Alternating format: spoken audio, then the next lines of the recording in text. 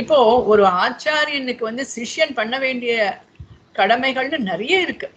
அதுல முக்கியமா என்ன பெரிய பெருமாள் என்னெல்லாம் பண்ணினாருங்கிறத நம்ம பார்க்கலாம். என்னன்னா, இப்போ ஆச்சாரியனுக்கு தனியன் சமர்ப்பிக்கணும். ஆச்சாரியனுடைய வைபவங்கள் விஷயமாக ஒரு தனியனை நம்ம சமர்ப்பிக்கணும். அதுக்கு அடுத்தது ஆச்சாரியனுடைய வைபவத்தை நாடெங்கும் பரவச் செய்யணும். எல்லாரும் அறியும்படி இவர் தன்னுடைய ஆச்சாரியன், இவர் இப்படிப்பட்ட வைபவங்களை உடையவர் அப்படின்னு எல்லாரும் அறியும்படி அதை பரவச் செய்ய வேண்டும். இது ரெண்டாவது.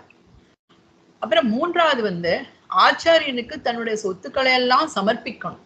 ஆச்சாரியனுடைய தேகத்தை நான் சிஷ்யன் நோக்க வேண்டும் அப்படின்னு உபதேச ரத்ன மாலையில மாமுனிகளே அருளி செய்திருக்கு.